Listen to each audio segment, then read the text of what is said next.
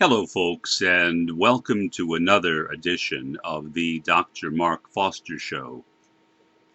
I was just watching an episode of the MSNBC show All In with Chris Hayes, and there was a story about how Republicans in the state government, initially in the state legislature, supported by the state Supreme Court, and then ultimately supported by the Republican-dominated U.S. Supreme Court in a 5-4 decision, decided to force people in Wisconsin to vote today. The governor, who is a Democrat, had called for the election to be postponed. The Republicans in the government had challenged that and had overturned, in effect, the governor's decision. Now, do I think that that is especially significant? Not in itself, and here's why. What, in my opinion, is happening right now is that people are being tested.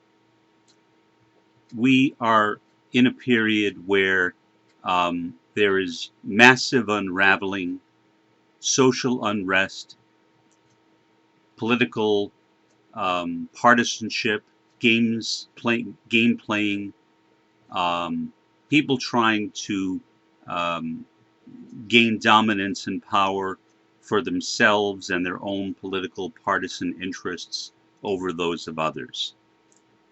And although people are being given these tests to see whether they will behave in a spirit of unity, in many, perhaps most cases, they are not. So literally, the tests that are being given to people are being failed. Same thing happens, in my view, with the COVID-19 virus. The U.S. administration was given notice back in January that there was a pandemic coming, that it was going to be severe, even dire, and the U.S. government took no action until March. During that period, President Trump referred to this as another Democratic hoax, or in Republican lingo, another Democrat hoax. And as a result of that, he got his supporters in a kind of frenzy supporting him. And so what we have found is that in a lot of, even to this day, a lot of states which are run by Republican governors have either not yet called for any kind of stay-at-home orders, or they were very late in doing so. Many Republicans are very suspicious of the claims of the harmfulness of the coronavirus, whereas Democrats are not. Now, I am neither a Democrat nor a Republican. I have never voted for any member of either party, nor would I. I won't say who I have voted for, but I'll just leave it at that I would not vote for a member of the so-called duopoly, the two-party system in the United States. So I have no dog in this fight, so to speak. My point is not to be partisan, but to talk about the kinds of tests that we are all being given at this time. There are many people who claim to be theists, who claim to be Christians in the United States, who claim to be strong believers in God, and yet their behavior would indicate otherwise. If you strongly believe in God, then why would you oppose your fellow man?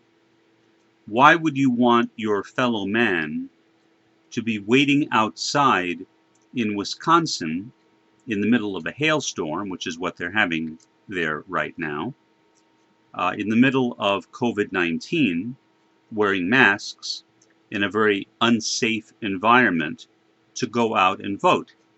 In effect, um, what the legislature and the Supreme Court have done, in effect, is to keep down the African American vote, because they know if they can keep down the African American vote, they will be able to win an election. In this case, it was an election for a judge. So here's the reason why I really don't care that much about it.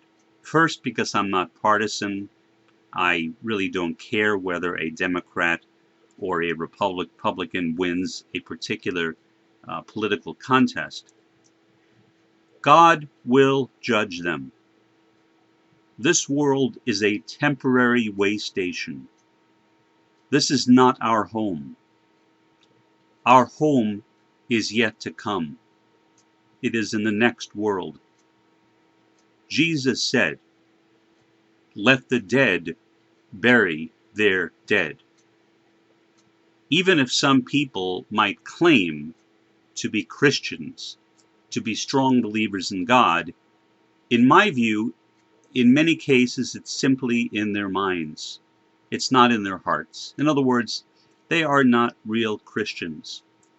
They don't, as Jesus wrote extensively, care for the poor.